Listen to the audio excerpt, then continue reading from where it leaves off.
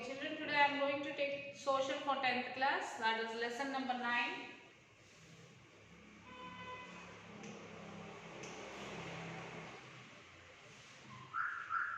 Globalization.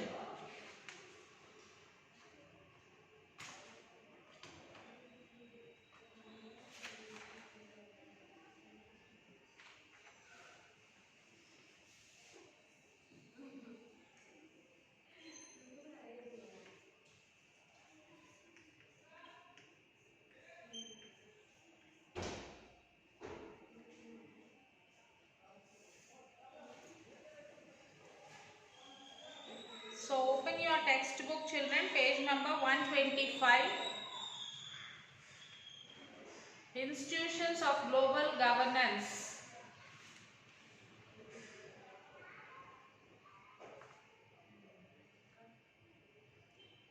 Today many decisions on key issues that affect large parts of the world are taken by institutions of global governance. A good example is the issue of climate change. Initially, the issue of reducing carbon emissions were left to individual countries. So initially what happened to good example of climate change is that initially the emission of the carbon was left to the individual, to the each and every country. However, it was soon found that if one country were to attempt to reduce carbon industry could just shift to another location where there are lower regulations. Consequently, the issue of carbon emissions and climate change has to be tackled by the countries together. So let us look at another institution of global governance. The WTO is silently more detailed. WTO is World Trade Organization.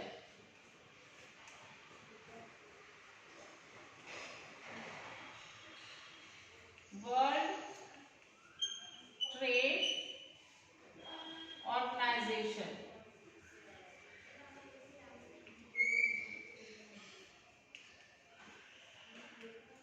Remember this children, because in the one word answers or in the objective type of questions they will ask you what is the abbreviation for WTO, that is World Trade Organization. We read earlier that the liberalization of foreign trade and investment in India was supported by some very powerful international organizations. These organizations believe that barriers to foreign trade and investments are harmful. Trade between countries should be free without any barriers. World Trade Organization, that is WTO, is one such organization whose aim is to liberalize international trade. Started at the initiative of the development countries, WTO establishes rules regarding international trade and sees that these rules are obeyed. Nearly 150 countries of the world are currently members of the WTO. Though WTO is supposed to allow free trade for all, in practice it is often seen that the development countries have unfairly retained trade barriers. On the other hand, WTO rules have forced the developing countries to remove trade barriers. An example of this is the current debate on trade in the agricultural products. Impact of globalization in India. What impact will be on globalization of India? What has been the effect of globalization on the lives of people? Globalization has been of advantage to consumers, particularly the well-off sections in the urban areas. There is a greater choice before these consumers who now enjoy improved quality and lower price products. As a result, these people today enjoy much higher standards of living than was possible earlier. Among producers and workers, the impact of globalization has not been uniform. Firstly, MNC have increased their investment in India, in which means investing in India has been beneficial for them. So firstly what they did, they have started the MNC companies in India, and they increased their investment on MNCs, and then what happened? They got the lot of profit, which means investing in India has been beneficial for them. So MNC have been interested in industries such as cell phones, automobiles, electronics, soft drinks, fast food or services such as banking in urban areas. These products have a large number of well-off buyers. In these industries and services, new jobs have been created. So because of these MNCs companies, new jobs have been created for the people. Local companies supplying raw material etc. to these industries have also prospered. Secondly, several of the top Indian companies have been able to benefit from the increased competitions. They have invested in newer technology and production methods and raised their production standards. Some have gained from successful collaboration with foreign companies.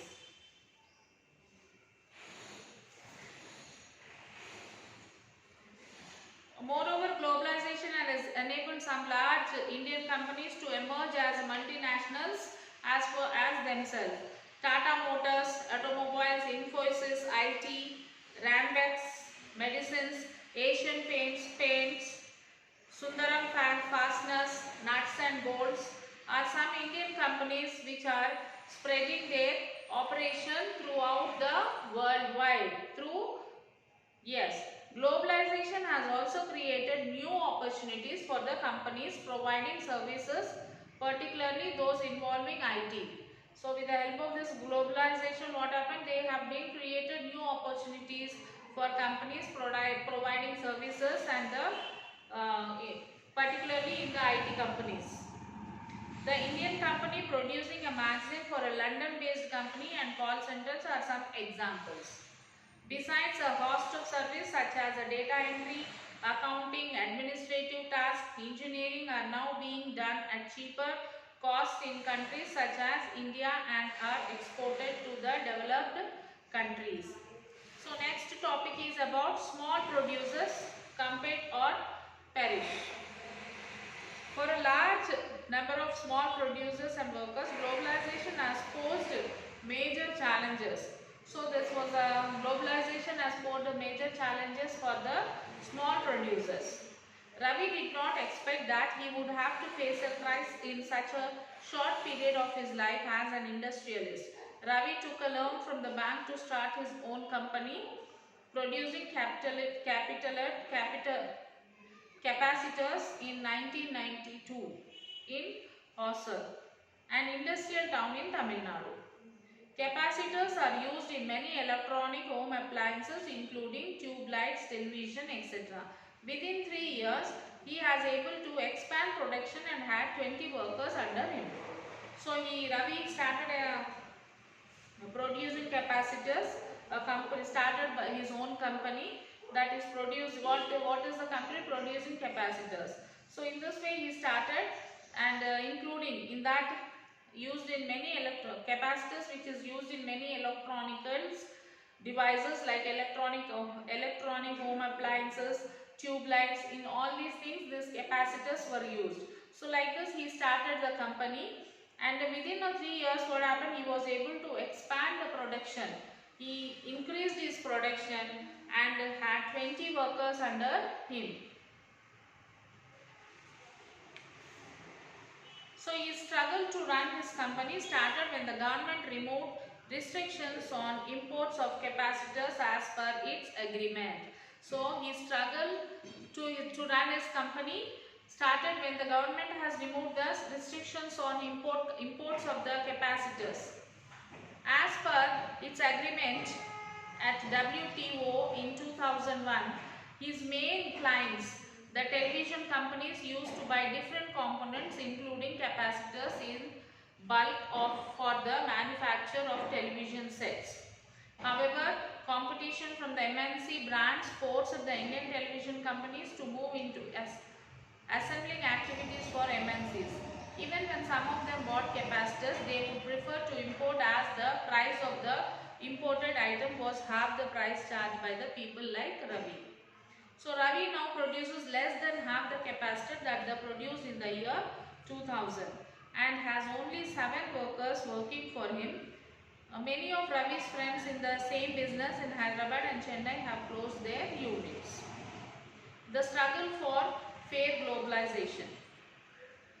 The above evidence indicates that not only everyone has been benefited from globalization, people with education, skill and wealth have made the best use of the new opportunities. On the other hand, there are many people who have not shared the benefits. Since globalization is now a reality, the question is how to make globalization more fair. Fair globalization would create opportunities for all and ensure that the benefits of globalization are shared better. So the government can play a major role in making this possible. Its policies must protect the interests not only for rich and powerful, but also the interest of all the people in the country. You have read about some of the possible steps that the government can take to ensure this. For instance, the government ensure that labor laws are properly implemented and the workers get their rights. The laws for the laborers are properly implemented so that the workers get their rights. It can support small producers to improve their performance till the time they become strong enough to compete. If necessary, the government can use trade and investment barriers. It can negotiate at the WTO for fair rules. It can also align with other developing countries with similar interests to fight against the domination of developed countries in the WTO. In the past few years, massive campaigns and representations by people's organizations have influenced important decisions relating to trade and investment. The struggle for fair globalization. And next is the other issues.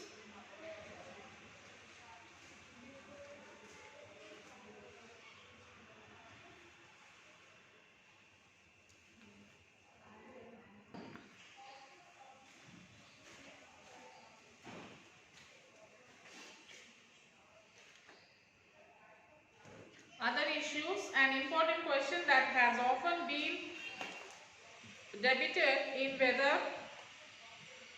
whether globalization has seen the demise of nation state or not. For most part of the time, the nation state with people organized to territorial grounds was the main form of political organization which when it came to demarcating countries. This territorial division created division of us and then division of us and them, of outside and inside, and laid this psychological foundation for creating a feeling for one's own country. The feeling of nationalism, the single most important impact of globalization is the gradual dilution of this feelings. Another issue that received attention is about where globalization leads to cultural homogenization or increased cultural diversity. While some argue that the impact of modern communication and technology has led to the spread of only a few certain cultures and ideas which have marginalized local and small cultures. Others argue that globalization has also given space to and allowed the spread of distinctive and often marginalized cultural practice. It has been pointed out that while some languages have become widely used and are now the languages of international communication, others have been neglected and some are on the verge of extinction. So conclusion for this is globalization is the process of rapid integration of countries. It is a major change that occurred across the global in the late 20th century. This has economic, political as well as cultural dimensions. Integration of markets and production through trade and investments controlled by the multinational corporation with huge wealth and power is one hallmark of the present phase of the globalization.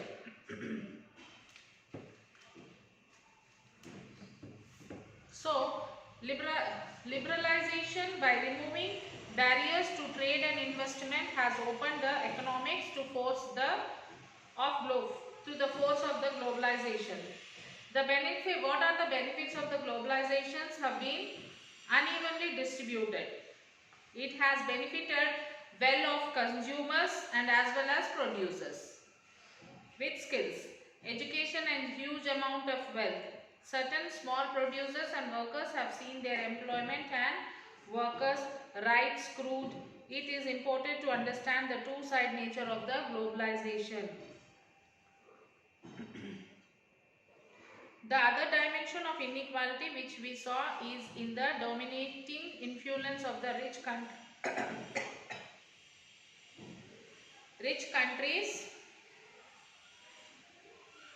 on matters of policy, be it policies on international economic exchange, trade, investment, migration or domestic matters which Western countries have an undue influence over the rest of the world. International organizations like WTO, WB and the IMF represents the interest of the developed countries far more than that of the developing world. Thus, while the supporters of globalization speak of the advantages of global integration and see globalization as an opportunity for growth and prosperity, critics world point out that is another attempt by some countries, read the West, to dominate the world. They argue that it harms democracy, workers' rights and environment in many of the poor countries. And the keywords of this lesson is MNC, foreign investment, nation state, foreign trade, technology, liberalization. So what were the reasons for putting barriers for foreign trade and foreign investment by Indian government? Why did it wish to remove these barriers?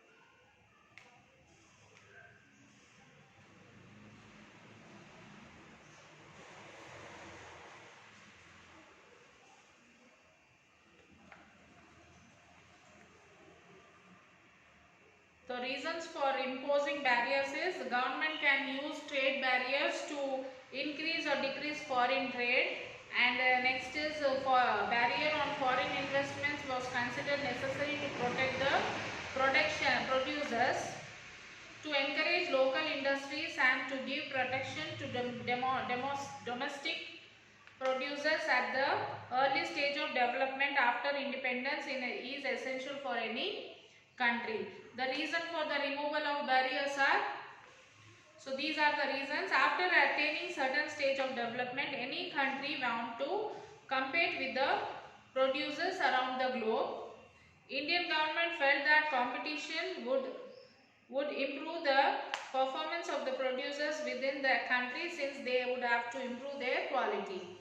And the next one is removal of barriers on investment help foreign investors to set up factories and offices in India. And how would flexibility in labor laws help companies? Removing barriers and restrictions set by the government is known as liberalization. In the process of liberalization, government has also allowed flexibility in the labor law to attract foreign investment. When there is intense pressure of work, companies can hire workers flexibility for a short period. This short period hiring workers help to reduce the cost of labor for the company. Companies through the flexibility in labor laws need not to hire workers on regular basis. However, foreign companies are demanding further flexibility in labor laws. Hiring means appointing the workers' children. What are the various ways in which MNCs set up or control production in the other countries? So the introduction, an MNC is a company that owns or controls production in more than one nation. Okay, MNC is a company that owns or controls production in more than one nation. The MNCs for setting up or control production, they adopt the following criteria. Criteria to set up. Before setting up MNC, focus will be on the nearness to the markets, availability of the skilled and unskilled labor, or at low cost. So before setting up this MNC company, what they will look for, children? Yes, they look for the nearness to the markets and the availability of the skilled and unskilled labor at low cost. Assured availability of other factors of production, government policies, and protect their interest. Then MNC plans to set up their organization in such a way to reduce the cost of production and to earn more profits. And control. Large MNCs in developed countries place orders for production with small producers. The producers are supplied to the MNCs, which then sell these under their own brand names to the customers. The large MNCs have tremendous power to determine price, quality, delivery and labor condition for these distant producers. And the next one is production. The production process is divided into small parts, that is spread out across the world. They assemble to product which save 50 to 60% of cost of production. And MNCs organize production units jointly with local companies which benefit them with the latest technology and help in production process. And the rest of the question answers you will have to write, children.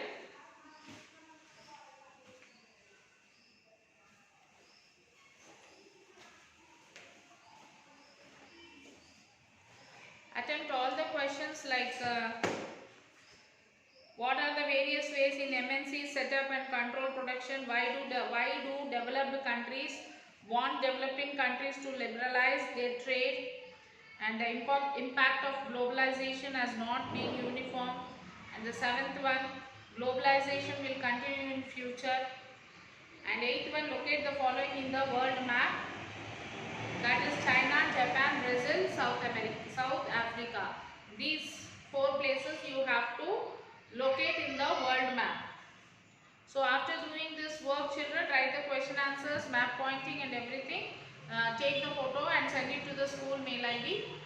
That is myschoolmyhomework@gmail.com. Till then, take care, children. We will meet you in the next section with our new lesson, that is lesson number 10, food security. Bye, children.